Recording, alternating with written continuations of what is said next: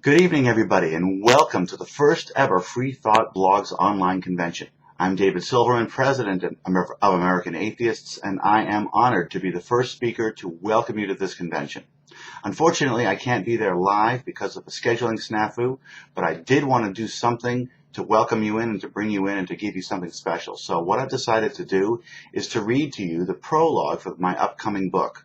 The book's title is I, Atheist, America's Loudest Heathen Fires Back, and this is the first reading of any part of this book in public. So I hope you enjoy it. Among them, and I wish the bad guys somehow paid for their crimes. I wish everyone lived forever. But although there isn't a single person on earth that wants to live forever more than me, wishing for the impossible doesn't make it true. It makes it fantasy. I am that guy. That guy with the atheist shirt in the airport or the public event.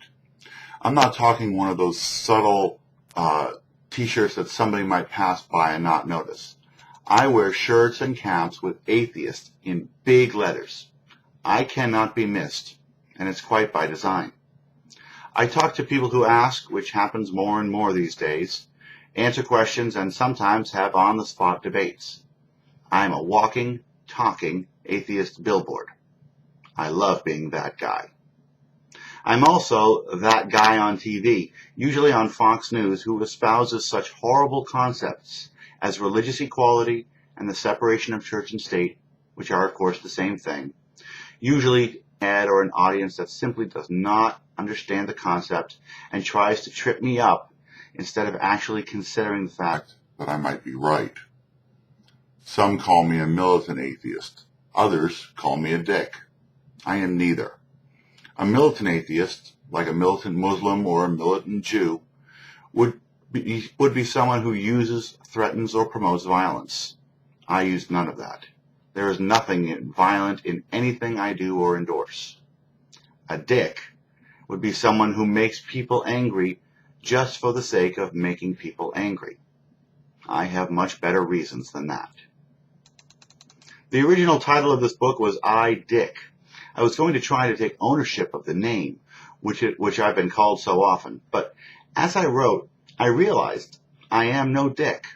I'm actually a little too nice for my own taste.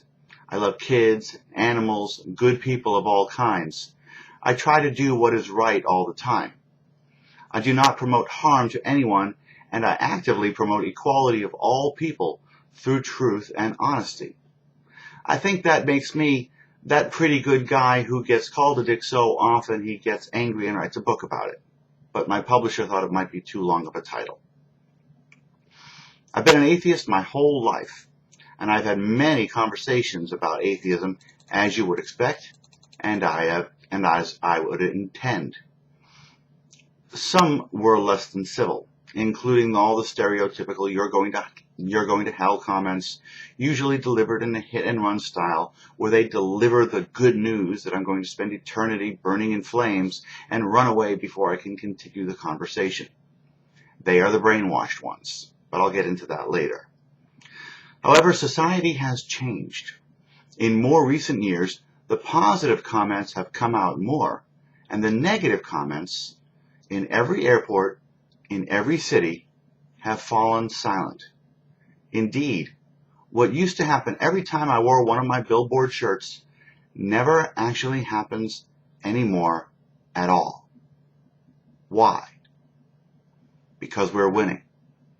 Because in this ever-long battle of freedom from the lies of religion, we are finally winning, mainly because we are finally capable of trying. We, the atheists of America, are on the cusp of equality.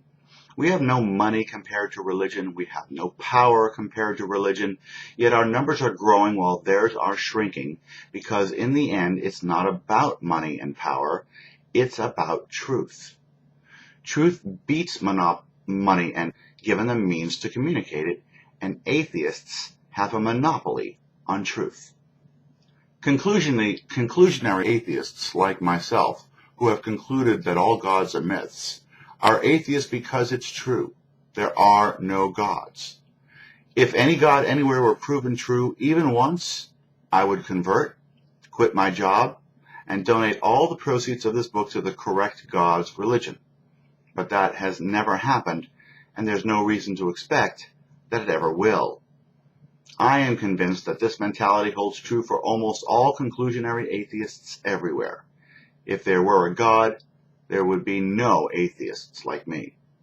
Atheists search for the truth, not confirmation of a preferred belief. But religion is not just wrong. It is malevolent. It ruins lives, splits families, and justifies hatred and bigotry. People die and suffer needlessly because of religion, and they always have. Religion is corruption incarnate. As the late Christopher Hitchens said, religion poisons everything, and that includes people. It makes good people do bad, immoral things while they think they are doing good, effectively turning good people into assholes. It takes credit for all things good and wholeheartedly denies all things bad. Religion deserves to die. Some, too many people call me a dick because I challenge the absurd notion that religion deserves respect by default. But religion is wrong for demanding respect by default, and even more wrong for demanding never to be questioned at all. Indeed, it is my duty as an American, as an atheist, and as a humanist to do what I can to take religion down, not by force, not by law, but by truth. And the truth is quite simple. All religions are lies, and all believers are victims. I, Atheist is the title of the book. I, Atheist, America's Loudest Heathen Fires Back is due out in November, and it's available on pre-order now on Amazon. I want to thank PZ Myers and the rest of the Free Thought bloggers for inviting me to this conference. I'm sorry again for the scheduling snafu, but I hope it's a great conference. I'm sure it will be. I've looked at the speakers lineup. The speakers lineup looks great, and I look forward to further involvement in this convention as time moves forward.